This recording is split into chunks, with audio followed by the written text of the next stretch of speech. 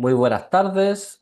Estamos aquí con un gran invitado, Sergio Sánchez Rodríguez, una persona que se ha dedicado, entre otras muchas materias, a la investigación vinculada al fenómeno ufológico y con una visión, con una mirada al respecto que a mí siempre me ha parecido muy singular, muy diferente a la que se tiene en nuestro país y en gran parte del mundo también.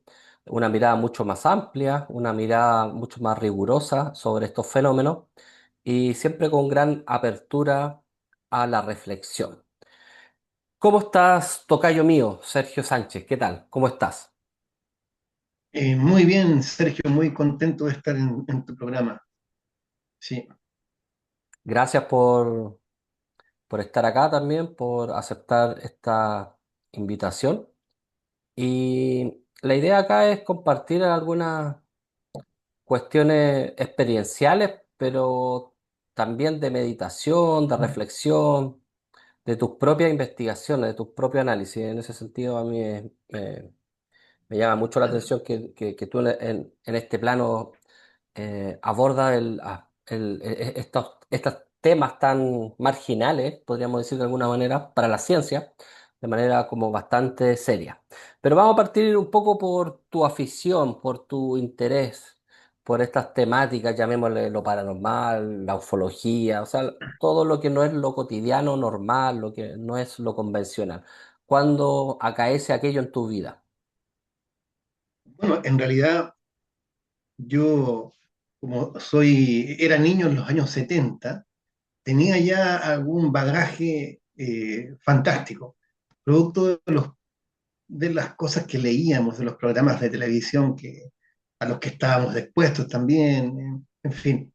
Pero en realidad mi verdadera implicación en el mundo de los ovnis viene de la lectura de un libro, de un pequeño libro que se llamaba Platillos Volantes, firmado por un tal Anthony Simmons, que en realidad es un seudónimo del gran escritor ufológico Antonio Rivera. Un libro que se publicó en 1962. A mí me llega este libro el 77.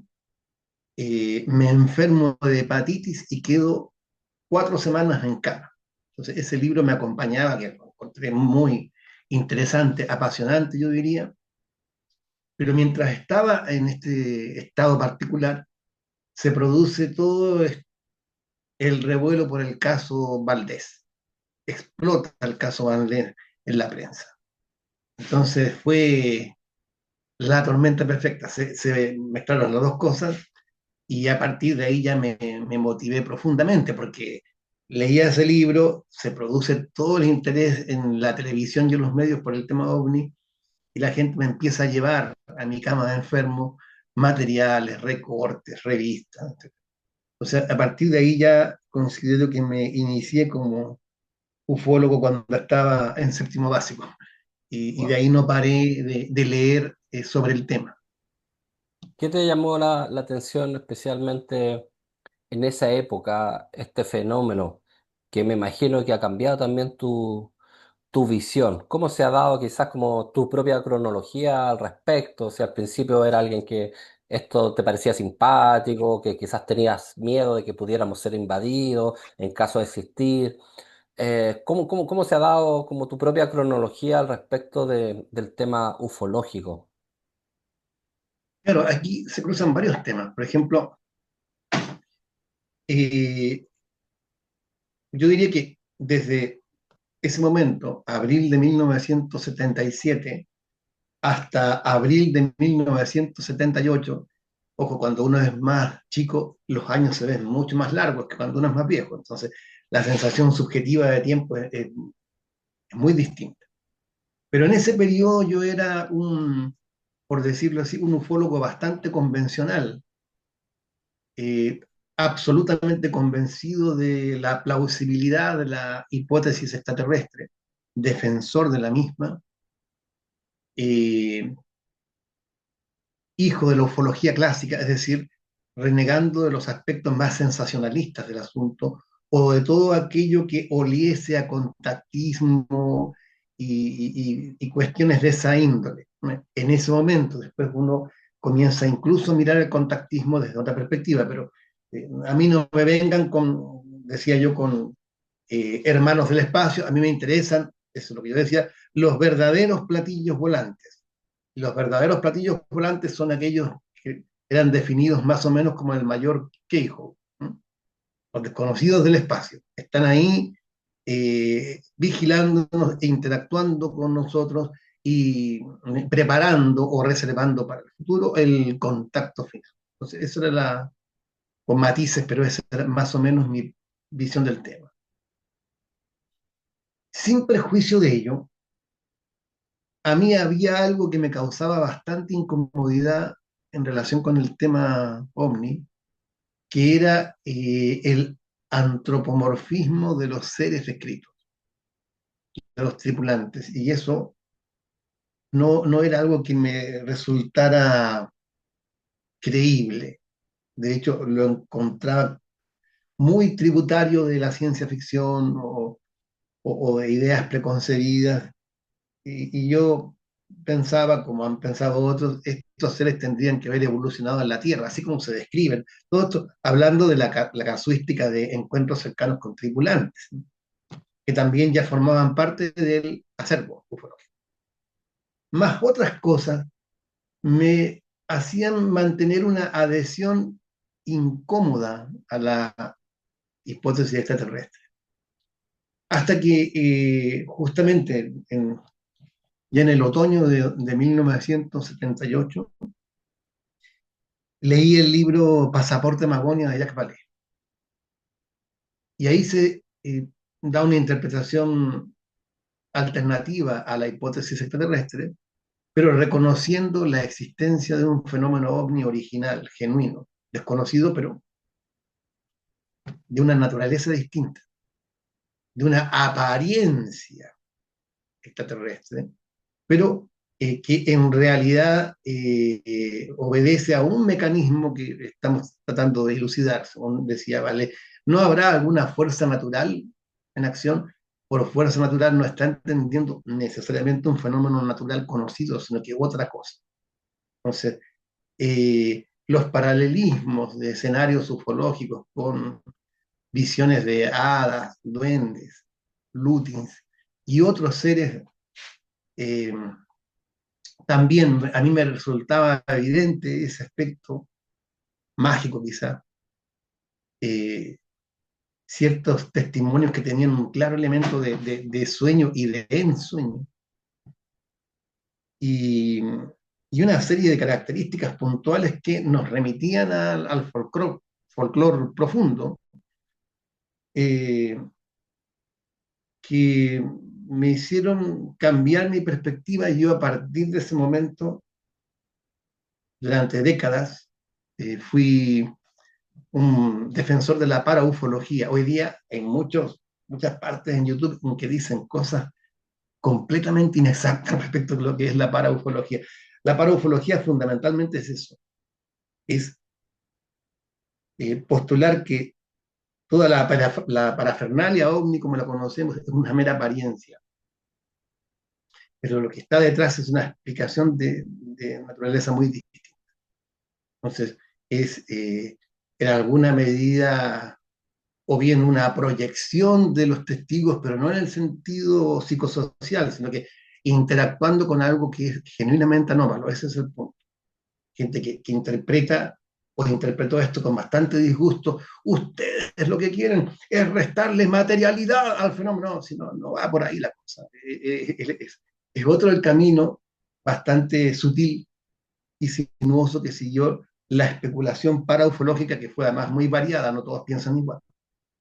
Hay distintas variantes y énfasis, a veces incluso contradictorios, pero que pueden ser incluidos en el abanico de la paraufología. Yo estuve ahí, paraufólogo convencido y exclusivo, además, hasta 1996, en que leí el libro del antropólogo español Entre ufólogos creyentes y contactados, que da una visión ya que podemos remitir a la hipótesis psicosocial más bien escéptica. Entonces, si bien yo no me transformé en escéptico al leer el libro de Ignacio Cabria, a eso me refiero, entre ufólogos creyentes y contactados, una historia social de los ovnis en España. Eh, Admito que ese libro sí me trajo unas buenas dosis de escepticismo sin definirme como escéptico. Entonces, lo que hice fue adoptar una postura híbrida. O sea, lo que yo quería era tender un puente entre una posición escéptica como la hipótesis psicosocial y la paraufología. Esa era mi idea.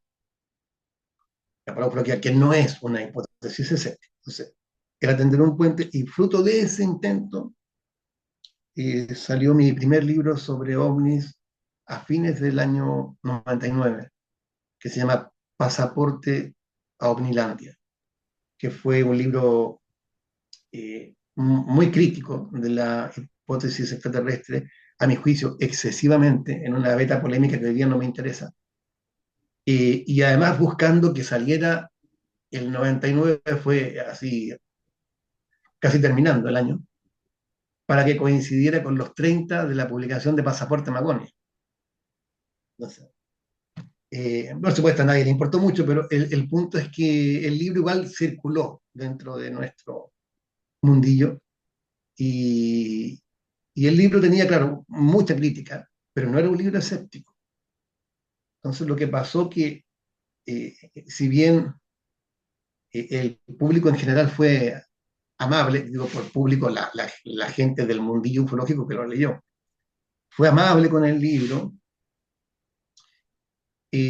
muchos lo definieron como escéptico no siendo, y de los escépticos también me llegaron algunos que otros, me aceptaron uno que otro palo, pero cariñosamente, por las concesiones que yo hacía al pensamiento mágico y ese tipo de cosas. O sea, no era un libro ni escéptico ni creyente en el sentido tradicional, era una cosa rara. Y luego de eso yo me definí concretamente, yo diría que en el primer lustro de este siglo, por la hipótesis psicosocial, que es una hipótesis escéptica, pero yo nunca me identifiqué con el escepticismo militante, con la cruzada racionalista, con la defensa en pro de la razón y la ciencia con mayúsculas. Ujú. Y tengo bastantes dudas sobre eso. ¿Nos podría hablar un poquito Sí, acerca de la visión psicosocial respecto de este claro, fenómeno? Para claro, aquellos pero que no... te- Ujú. quería hacer una breve aclaración. ¿Ya? Que, porque incluso en Wikipedia aparezco como representante de la hipótesis psicosocial, lo cual es bastante inexacto, porque yo ya renuncio a mi adhesión a cualquier hipótesis y hoy día soy totalmente agnóstico, o sea, no me adhiero a ninguna hipótesis y las considero todas. Cuando digo todas, todas, desde las hipótesis escépticas hasta la hipótesis extraterrestre. Esa es mi posición actual. Lo que tú me preguntabas sobre la hipótesis psicosocial, en general yo te puedo decir que la mayoría de las cosas que yo leo y veo que se dicen sobre la hipótesis psicosocial no de todos, pero de un grupo relevante de ufólogos, son muy inexactas. O sea, la hipótesis psicosocial es profundamente mal entendida. Eh, Se repiten por muchos, perdón que lo diga así, pero algunos de ellos también han sido bastante majaderos en sus posiciones, así que no crean que yo estoy siendo especialmente filoso, ¿eh? Pero se repiten más o menos los mismos lugares comunes sobre el tema, que reflejan que no se la ha entendido, que no se la ha mensurado realmente. Y no digo que se la comparta, me refiero a que se la entienda. Yo puedo no compartir una hipótesis, pero por lo menos si voy a intentar refutarla, lo mínimo que se me exige es que sepa de qué estoy hablando. Y yo te puedo decir que hay un montón de cosas que circulan por ahí, ya sea en canales de YouTube o en libros con letras de molde que son groseras malinterpretaciones de la hipótesis psicosocial. Entonces, en realidad, la hipótesis psicosocial que es bastante, que tiene una historia también, que no es que haya surgido como tal, estructurada, se asocia con la obra de un ufólogo francés, Michel Monery, que se pasó de la ufología tradicional al escepticismo y tiene dos libros eh, que se publican a fines de los 70. El 77, eh, y si los ovnis no existieran, este es el primer libro, y el segundo, del 79, El naufragio de los extraterrestres. Entonces, lo que él plantea, y a partir de ahí, es que voy a ser un poquito sintético, pero la idea es esta. En general, no se trata solo de pretender que los testigos están viendo cosas convencionales e interpretándolas bajo la perspectiva de la visita extraterrestre. Porque eso ya lo han dicho otros escépticos, hay fenómenos mal interpretados. No, a lo que se está apuntando acá, también a eso, pero por sobre todo es a la forma en que la propia ufología ha ido construyendo sus contenidos. Entonces se establecen las bases para entender la ufología como una actividad social y el papel que los propios ufólogos han ido desempeñando en la introducción de ciertos estereotipos y en la reproducción de los mismos. Entonces, la hipótesis psicosocial ha dado lugar a yo diría, a un contundente acopio de documentos que yo intenté resumir precisamente por este tema de la confusión en uno de los volúmenes de esta serie que comencé a sacar sobre la historia de la ufología francesa. Eh, Érase una vez en Normilandia, se llama esta serie. Si Entonces, en tienes el el tomo, libro, puedes mostrarlo. No sé si lo tendrás a aquí mano. tengo el tomo uno, Perfecto. Ujú. pero en el tomo 3 este se llama La Gran Invasión Marciana. Ya. Pero en el tomo 3 precisamente asumo la tarea porque yo lo que intento acá es hacer una historia de las ideas ufológicas, de los debates, de las controversias. No, no me planteo partidario de algo, porque eso distorsiona completamente mi labor, que es la de un simple, como digo, historiador de la ufología. Pero en el volumen 3 lo que hice fue precisamente contar de manera detallada, yendo a las fuentes, la historia de la formación de la hipótesis psicosocial. No tomando partido, mostrando los textos. Y, y también por lo mismo, dejando en evidencia que hay muchas cosas que se dicen sobre la HPS que son inexactitudes y en algunos casos directamente tonterías, en algunos casos. Entonces, ahí hay una historia, a nadie se le pide que tenga que bucear por todos los documentos, pero creo que ese libro ofrece una síntesis y además que traduce para el lector en español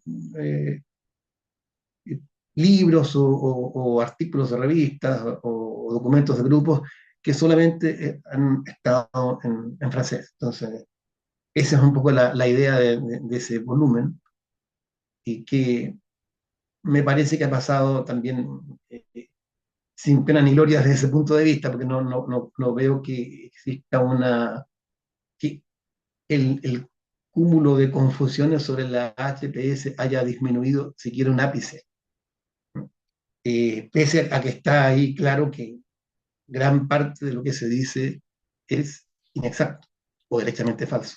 Pero ahora bien, Sergio, eh, como siendo y pensando en un público que recién se está acercando a estas temáticas, ¿cuál es la característica de esta hipótesis en el fondo? ¿Qué piensan ellos? Me imagino algo por el Es, nombre, pero en concreto, ¿qué sería? es una hipótesis escéptica, ojo, y yo no soy defensor de ella, Sí, soy sí. un simple exponente, que plantea que En definitiva, es posible una reducción sociocultural del fenómeno ovni en términos de creencias, difusión del estereotipo ovni, ¿m? Eh, y por cierto también una especie de crítica al discurso ufológico. Mira, ojo que te doy otro dato. Hay otras aproximaciones desde las ciencias humanas, tanto de la antropología como de la sociología, que no tienen nada que ver con la hipótesis psicosocial, que esa es la otra confusión. La gente cree que cualquier sociólogo o antropólogo que comparezca en el tema, lo que va a venir a hacer es, es que son reacciones automáticas, Sergio, inmediatas. Gente cree que saben de lo que están hablando. La otra vez yo publiqué un índice en Facebook de un libro y apareció alguien ahí a apostrofarme. Eh, Estoy Ese libro estaba anunciando el tratamiento de las ideas de un sociólogo que es crítico de la hipótesis psicosocial. O sea, pero la hipótesis psicosocial se caracteriza por eso, por la reducción sociocultural y por la idea de que, entre otras cosas, la diferencia tajante, radical, entre los casos de no identificados e identificados es más ilusoria que real, ¿no? ¿Qué autores Cuestiona podríamos fundamentalmente mencionar, por ejemplo, dentro de esa corriente? en el área de los autores de lengua francesa, bueno, Monery, que es el que inicia, pero Monery, porque además la polémica siempre es contra Monery, y hay videos de YouTube, hay gente que se dedica a pegarle a Monery cuando Monery pone la primera piedra. En realidad después él se desinteresa de la HPS y del fenómeno OVNI. Los que realmente la forman son otros autores. ¿Quién es? Thierry, Thierry Pinvidic, que es el jefe de escuela, Ujú. Jacques Cornot, que es un ufólogo belga, que participa de la ufología francesa activamente, eh, Claude Moguet, que es el gran erudito, y esa triada, más la participación de algunos autores italianos como Paolo Toselli, son los que forman realmente el corpus de la hipótesis psicosocial en los años 80 y hasta mediados de los 90. Esos son los autores, pero como te decía, ese es un aspecto. Hay otros más y hay otras posiciones más agnósticas o híbridas que no se dejan reducir por estos esquemas que mucha gente tiene en su cabeza, que te digo, viene el sociólogo o el antropólogo e inmediatamente comienzan las persignaciones y los rituales de alejamiento como si supieran qué es exactamente lo que va a decir Claro. el personaje que aparece. Es un Entonces, tema bien de guerrillas, como, bueno, yo eh, también sigo algo este tipo de debate a veces, pero claro, hay mucho tema de ego, mucho dogmatismo de parte de uno, de parte de otro. Mira, yo ahora estoy leyendo un ensayo, no sé si lo conoces, de Jeffrey Kripal, Autores de lo Imposible, sí, eh, sí, sí. que me pareció muy, muy bueno. Bueno, ahí parte por Charles Ford, Jacques Vallée, y no conocía a este autor, no sé dónde lo podríamos situar. Bertrand Sí, No sé si se pronuncia Mejes, Bertrand Mejeus, yo lo he escuchado de las dos formas, tanto con Meust Meus, como ¿ya? Mehost. Ya. Eh, pero yo prefiero decir Meust, pero también sé que hay gente que le dice Mehost. Y este autor que me pareció muy interesante, él, ¿estaría dentro de la escuela psicosocial o estaría ya en otra visión? Mira, Bertrand Mehost es un autor fundamental Sí. para mí. De hecho, en esta saga de los libros de él hace una vez en Omnilandia es un personaje muy relevante, ¿no? Eh, Él es un ufólogo de la vieja guardia. Él, y además, cultivó una gran amistad con Aimé Michel, que es el gran pionero de la ufología francesa. Y, y ciertamente, Bertrand Meaus es alguien que está en los 70 imbuido de la ufología vanguardista francesa, es decir, del auge de las ideas paraufológicas. O bien, como en el caso de cierta línea que también es típicamente francesa, de una hipótesis extraterrestre con elementos paraufológicos. O sea, una hipótesis extraterrestre que huye de lo evidente, de lo dado. Entonces, que considera que puede haber una inteligencia alienígena detrás del fenómeno ovni, pero manipulando los testigos, planteando escenarios donde a veces tiene lugar lo incomprensible, lo incoherente o lo absurdo. Entonces, eh, muy lejano esto de la ufología de tuercas y tornillos, la ufología mecanicista, la ufología de la obviedad. Entonces, ese es el Bertrand Meadows de los 70. Entonces, publica en 1978 un libro que para mí es uno de los grandes libros de la historia de los ovnis. Por eso le dedico mucho espacio en mi propia serie al análisis de ese libro y sus efectos y sus controversias derivadas, que es Ciencia Ficción y Platillos Volantes. Entonces, el libro lo que hace es documentar los antecedentes de los más diversos escenarios ufológicos, desde el platillo volador, el humanoide macrocéfalo, el rayo que paraliza, el efecto electromagnético que, por ejemplo, hace que los automóviles se detengan misteriosamente, las abducciones, los secuestros, en fin, todo eso estaba profusamente desarrollado en los pulps de ciencia ficción popular de la primera mitad del siglo XX, a veces casi al detalle, sobre todo en estas revistas, magazines, al detalle. Entonces, esto lo considero muy extraño, ¿y por qué? Y es muy bueno lo que me preguntaste, ¿dónde localizarlo? Porque muchos han dicho que a raíz de la labor que es extraordinaria, que hace de destacar estos paralelismos, la ufología después del 47, la ciencia ficción popular antes del 47, eh, lo vieron como un libro exponente de la hipótesis psicosocial, cuando en realidad lo que hace Neus dice, aquí hay dos posibilidades, hay muchas formas en que explica estas dos posibilidades, es un libro que discute muchas hipótesis, pero por decirlo así, o bien entendemos que ha habido una transmisión sociocultural de contenidos desde antes del 47 a la ufología, eso, o sea, eso sería una reducción sociocultural del fenómeno, o bien, que es la idea a la cual él se adhiere realmente, es que este tipo de asuntos tienen una fuente común. Tanto la literatura popular de ciencia ficción y pulps, desde antes del 47, como la ufología, tienen una fuente común. Y esa fuente, esa especie como de imaginación cósmica en desarrollo, eso es lo que le interesa. Y eso lo considera que es de carácter anómalo y desconocido. Es, ahí considera que los mitos realmente se encarnan o incluso pone especial énfasis en eso. El fenómeno ovni como una realidad, nótese, mítico-física, un mito que se materializa, o sea, no tiene nada que ver con una reducción sociocultural como muchos creyeron, no. ¿Por qué? Porque es un libro en el fondo, el libro del 78 es un libro de paraufología. Entonces ahí quedó medio, algunos todavía lo citaban y yo mismo cometí el error en algún momento de verlo así.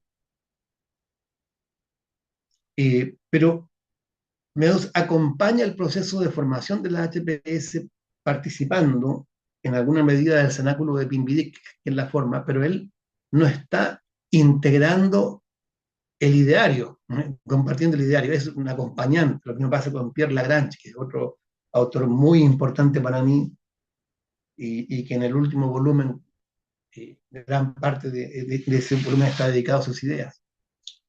Eh, Después él publica, Meadows publica un segundo libro en 1985 Platillos volantes y folclore. Y ahí, en ese libro, él lo que hace es mostrar eh, ciertos, ciertas correspondencias. Ya lo había hecho Vallée, pero lo hace con más detalle, digamos, ciertas correspondencias de los escenarios de encuentros cercanos y de las llamadas abducciones. Ya estaba comenzando el boom de las abducciones realmente, con elementos también del folclore, de la historia profunda de la humanidad, de los mitos y de las creencias. Entonces, ese libro también fue interpretado como una reducción sociocultural cuando, a mi juicio, si bien no es tan paraufológico como el primero, de todas formas se mantiene en una clave que puede abrirse a las interpretaciones de esa índole. Entonces, pone mucho énfasis, por ejemplo, en los estados no ordinarios de conciencia. Entonces, Meadows no es un autor escéptico, no es un exponente de la HPS, aunque la maneja perfectamente y la acompaña. Es distinto. ¿Contribuyó al desarrollo de la HPS? Sí, contribuyó con un estudio muy relevante, el llamado Proyecto Nabokov, para demostrar cómo se había distribuido el estereotipo ovni en, por ejemplo, en un contexto completamente no occidental. ¿Ya? Sí, pero entonces aportó insumos a la HPS, sí, pero él no es un exponente. Y bueno, él además se ha dedicado a a la historia crítica de la psicología. Esto es bien interesante porque eh, tratando de demostrar en qué medida el, el proceso de formación de la psicología como disciplina científica supuso una serie de negociaciones y de gestionar aquello que podemos llamar fenómenos psíquicos o paranormales o parapsicológicos. Eh, de hecho, su último libro, el más reciente, y se tradujo al español, ¿eh? Que el único libro traducido a nuestro idioma de Bertrand Meadows es sobre la obra de Marcel Proust, que se llama, o sea, en francés se llamaba Proust Vidente, pero entiendo que se tradujo acá como El escritor y las ciencias psíquicas. Entonces, aunque algunos han localizado a Meadows dentro del escepticismo como tal, eso no responde a la verdadera trayectoria de este autor. Perfecto. Eh, bueno, ¿cuál sería, ya que hemos hablado harto de la ufología francesa y tú la has estudiado bastante bien, a tu juicio, cuáles serían unas dos o tres aportes que ha otorgado la ufología mundial, esta visión francesa? Bueno, yo creo que en primer lugar,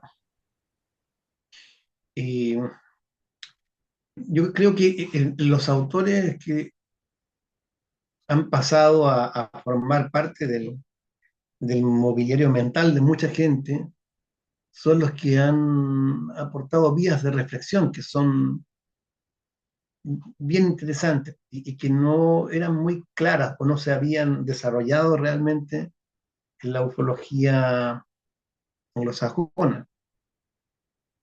Pienso en M. Michel, cuando eh, es el primero que realmente comienza a pensar en serio, yo diría, la cuestión de la absurdidad de los escenarios psicológicos, el problema del no contacto, en fin, la relación de un encuentro entre los seres humanos y una inteligencia suprahumana. Eso es una línea muy claramente desarrollada en la ufología francesa. Ni hablar de la paraufología, que encuentra, yo diría, en el hexágono sus cultores más lúcidos, sin duda. Eh, Eso es indiscutible. La edad de oro de la paraufología se da en Francia, en los 70. Luego también en los 80 ya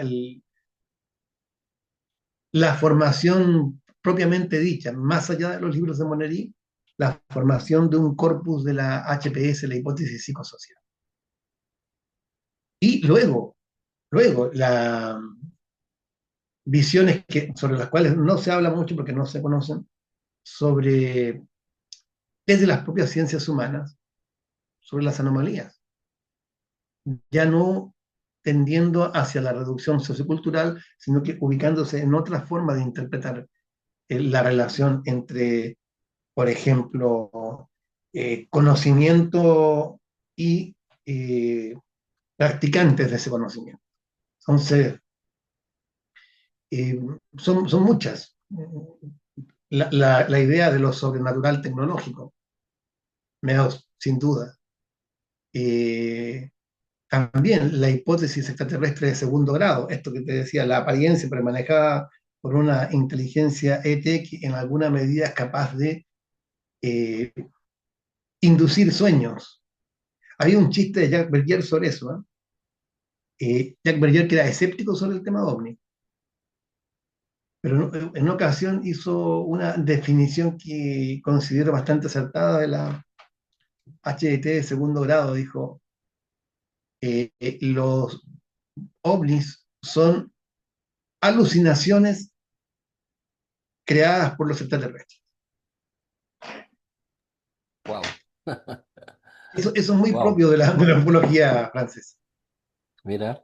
Oye, dentro de la casuística ufológica chilena, por ejemplo, ¿qué caso para ti reviste mayor interés desde todos los puntos de vista? Psicológico, publicidad, silenciamiento, polémica.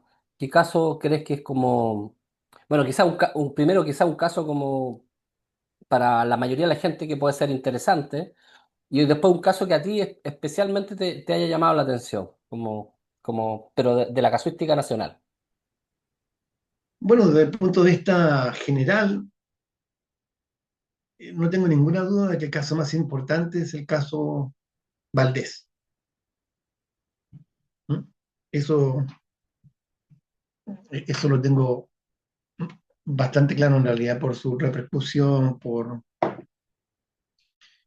su importancia, por el enigma, porque hay varios enigmas. Hay un enigma principal, hay varios enigmas vinculados al principal. Y cuando digo enigma, no estoy necesariamente diciendo extraterrestres, pero creo que a mí, por ejemplo, el libro de Patricio Busleme, La noche de los centinelas, me hizo salir de una posición cómoda en la cual yo estaba, de creer que ya lo sabía todo yo sobre ese caso. Mm, Me remeció y me hizo reconsiderar la posibilidad de que estuviese yo descuidando u omitiendo algún aspecto muy importante del asunto. Entonces, eso. Ahora, en cuanto a si tuviese, ya entramos directamente en un caso favorito, ¿no? A mí me gusta mucho el de Pampa Soledad, en el año 74, cuando van cuatro cantantes chilenos en el norte, en La Pampa, en la soledad del desierto. Yo he estado también en automóvil por esos lugares, así en plena noche, sobre todo en ese tiempo, 1974. Entonces, iban a bordo del automóvil Tito Fernández, el temucano, Jorge Cruz, famoso humorista, Marcelo, vastamente conocido, y dos mujeres, Gloria Benavides y la Patti Chávez. Entonces, ellos son perseguidos por una luz. Y la historia, yo recuerdo que incluso la escuché por primera vez casi en caliente, cuando creo que fue Marcelo el que contó en Sábado Gigante, incluso a propósito de otra cosa que les había pasado esto.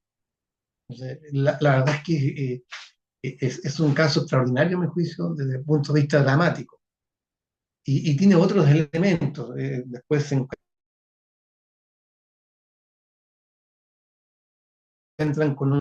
En general, creo que algunas explicaciones que se han dado para ese caso de carácter convencional me han parecido bastante insuficientes, a mi juicio.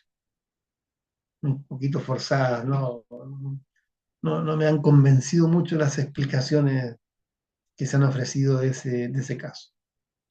También Patricia Busleme lo aborda con el rigor que le caracteriza en un capítulo de su libro OVNIs en Chile.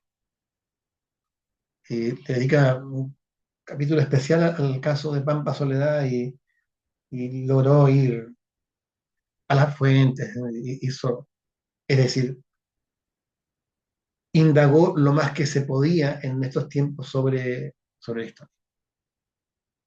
Y yo, eso, el caso Valdés en general y en lo particular para mí, el caso de Pampa Soledad. Gracias. Cuéntanos un poco acerca de estos textos que has escrito. Hablan un poco de ellos y qué proyectos se vienen al respecto. Claro, bueno, yo he publicado una serie, aquí está el volumen uno, Érase una vez en Omnilandia, que es una historia de la ufología francesa, pero fundamentalmente de las ideas ufológicas ahí, de las controversias, de la literatura que eh, ha producido esta ufología, de los desplazamientos teóricos entre los protagonistas. Lo que he intentado es contar eso. O sea, ha sido un trabajo fundamentalmente sobre textos. Consta de 6 volúmenes. La gran invasión marciana es precisamente por la etapa de formación, desde 1950, cuando la idea de una visitación desde Marte es perfectamente razonable en ese momento. No se ha descartado Marte como posible origen de visitantes extraterrestres hasta los 50. Y, y es también una paráfrasis de un famoso libro de la ufología francesa, El gran temor marciano. Entonces, siempre estoy parafraseando algún título, salvo en el volumen final. Entonces, el tomo 2 se llama Amagonia sin pasaporte, donde ahí abordo la cuestión del desarrollo de la paraufología en Francia, pero yendo ahí ya al detalle de los autores, lo que realmente decía el primer Pinvidic antes de que se transformara en representante de la hipótesis psicosocial, era un paraufólogo. Pierre Birudi, que es el gran parapsicólogo de la ufología francesa, y otros. Más, en ese mismo volumen me dedico también a los grupos contactistas y a las religiones ufológicas surgidas en Francia. Es un libro grueso, ¿eh? Tiene 2 partes. Es un libro contundente en número de páginas. El tomo 3, el gran enigma de la imaginación ufológica, donde cuento la historia de la hipótesis psicosocial y también abordo el primer libro de Bertrand Meadows, Ciencia Ficción y Platillos Volantes. Entonces, para mí ese es un tema fundamental. 2 largos capítulos dedicados al asunto. El tomo 4, Nunca fuimos posmodernos. Ese es un título que tiene algo de polémica con ante el movimiento escéptico, contra el movimiento escéptico, que ha tendido a catalogar de posmodernos, posmodernas, una serie de hipótesis, posturas que a mi juicio no pueden encuadrarse, ¿no? En ese marbete, ¿no? Y ahí abordo al Bertrand Meadows de los años 80, En fin, hay una gran cantidad de temas, desde las leyendas urbanas hasta eh, la nueva sociología de los ovnis, que no es la que muchos se imaginan. Ahí el autor fundamental es Pierre Lagrange. Y el tomo 5, la, la pluralidad antropológica de los mundos, donde, bueno, me dedico a contar en qué está la ufología francesa en el siglo XXI en relación con la hipótesis extraterrestre, las nuevas variantes, por qué, cómo, quiénes, y el regreso de la paraufología francesa que había quedado bastante sumergida, 80, 90, y hay un regreso, hay un hito en el año 2015, ¿no?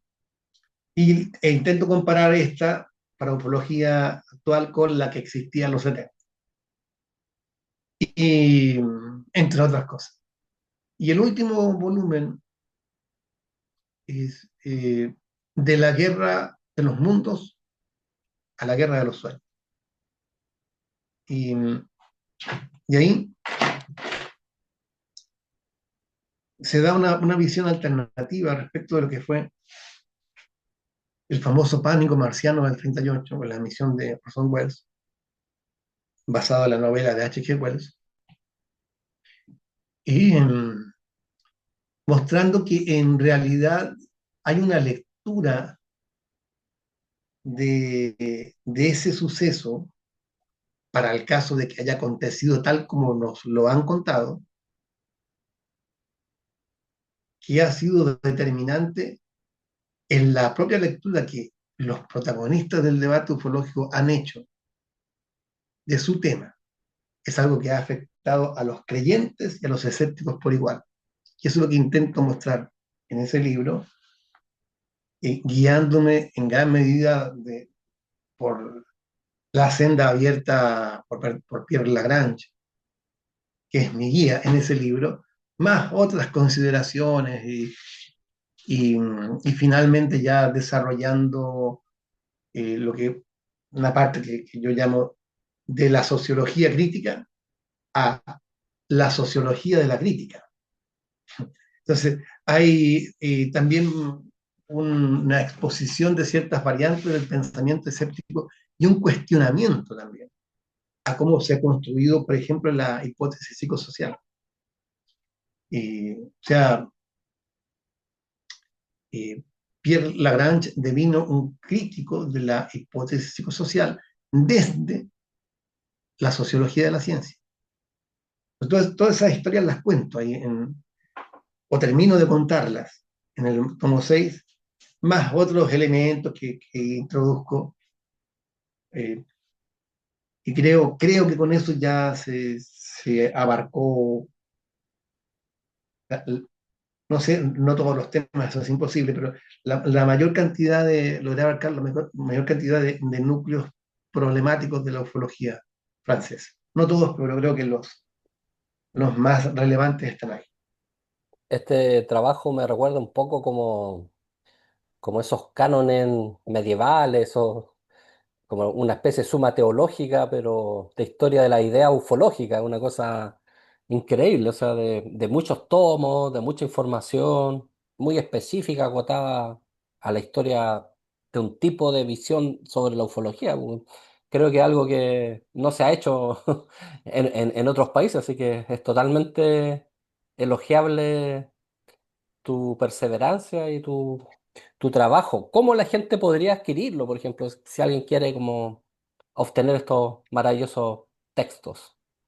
¿Cómo te ubican? Están, están todos en Amazon, ¿Ya?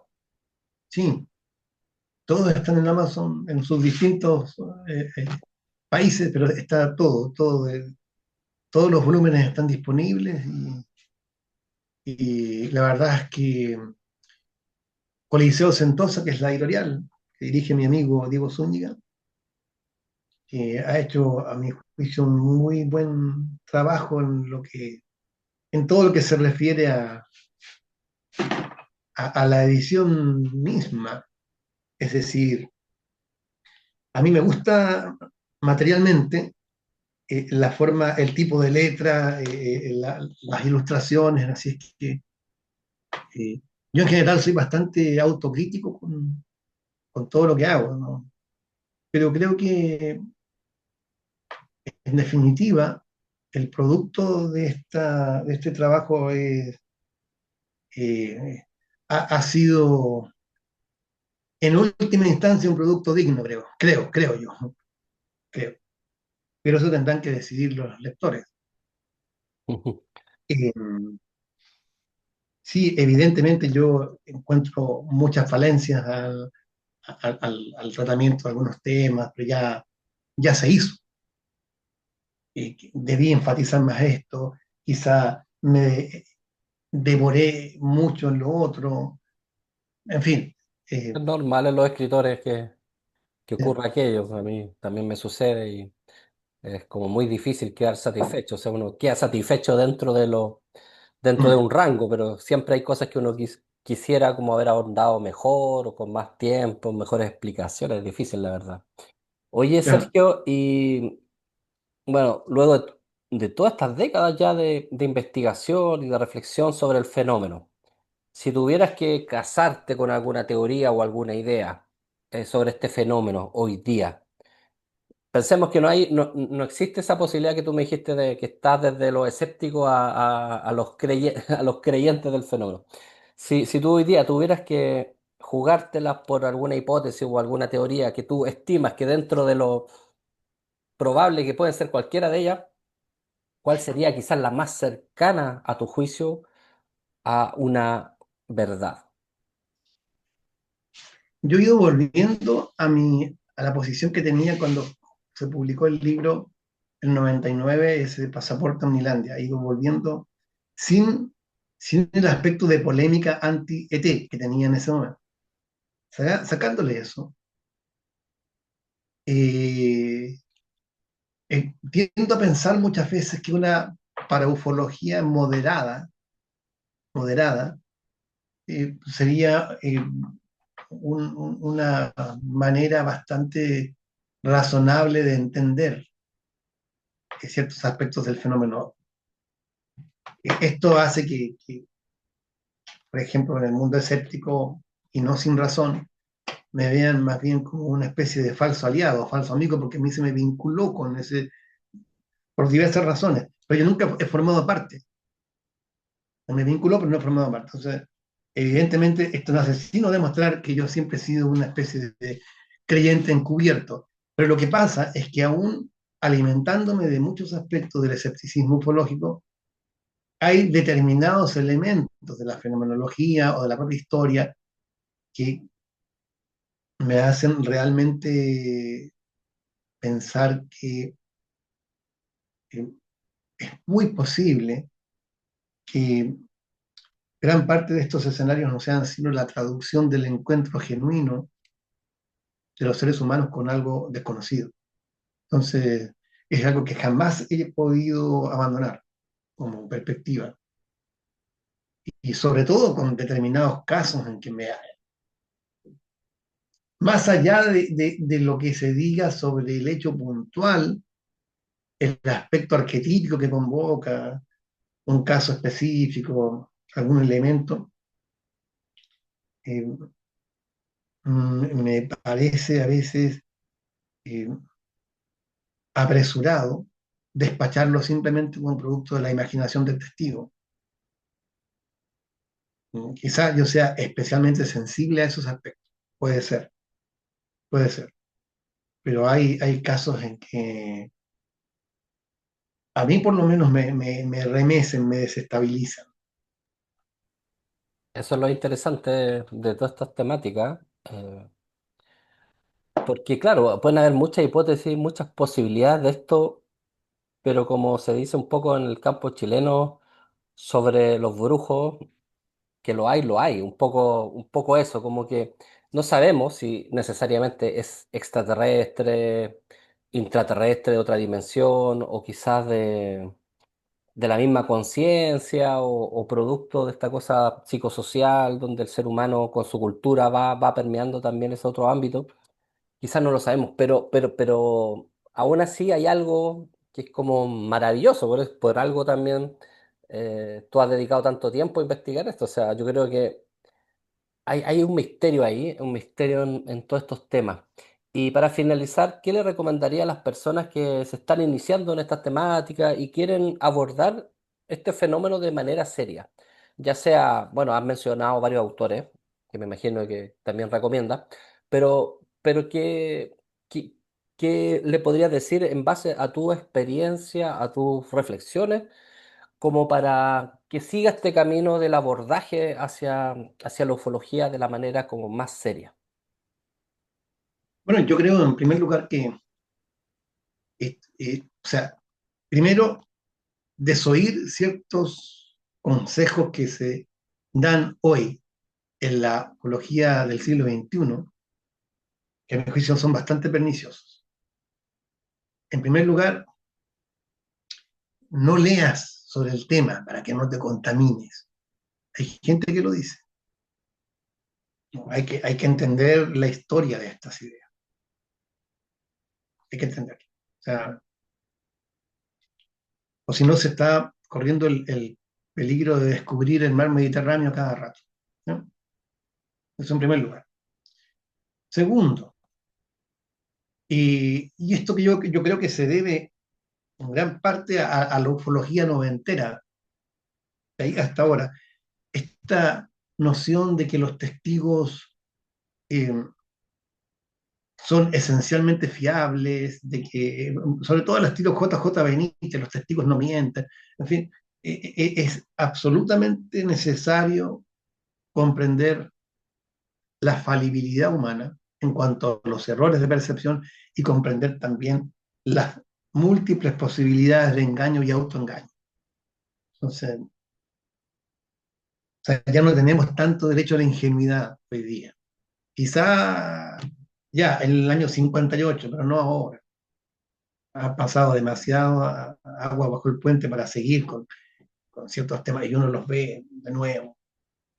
Entonces, eh, y otra cuestión que no es un consejo, pero sí es una prevención, y yo creo que esto nos permite redondear con algo que tú me planteaste en el comienzo.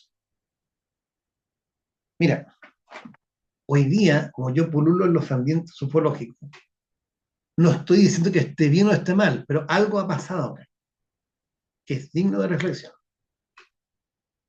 Eh, Cuando uno se encontraba con los aficionados al tema, en mi tiempo, era, ¿qué libro leíste tú? ¿Conoces a tal autor?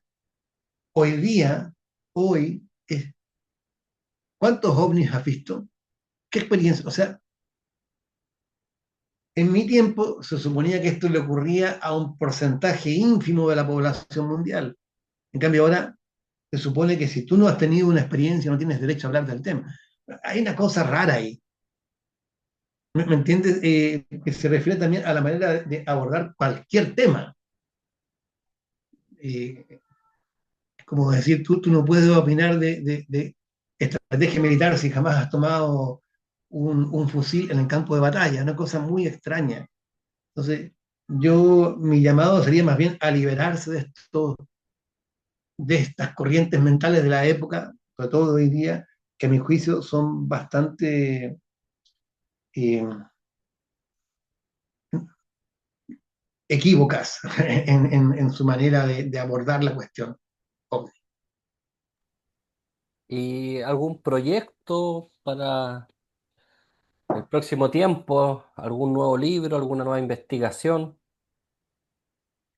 Sí, sí.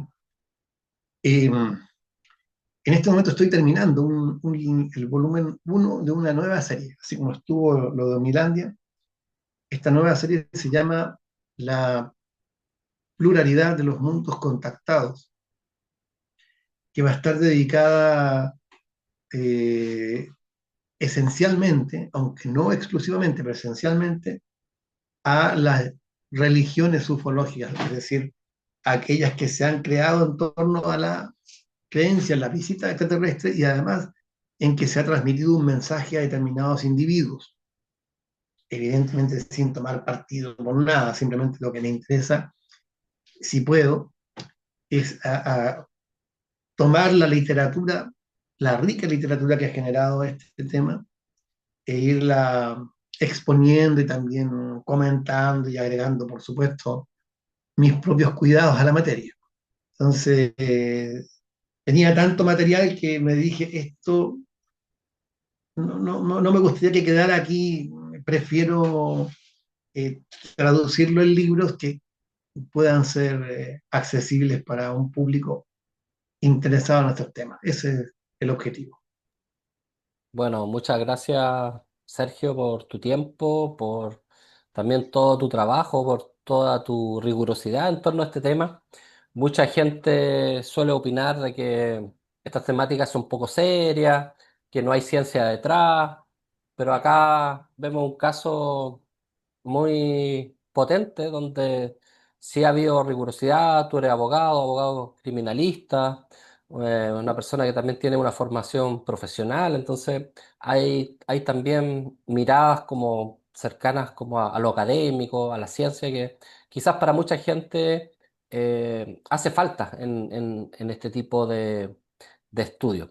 Así que muchas gracias y bueno, atento a los proyectos, a este nuevo libro que espero pueda sacar pronto. Y para la gente señalarle que siga a Sergio Sánchez, está en Facebook también, y lea, hay harto material por ahí también en otros programas, entrevistas maravillosas, para que conozcan más a este hombre que está haciendo un trabajo impresionante respecto de el conocimiento serio, riguroso en cuanto a la ufología. Muchas gracias, Tocayo. Nos vemos. Gracias a ti, Bien, Sergio. Muchas gracias. Chao. gracias. Chao.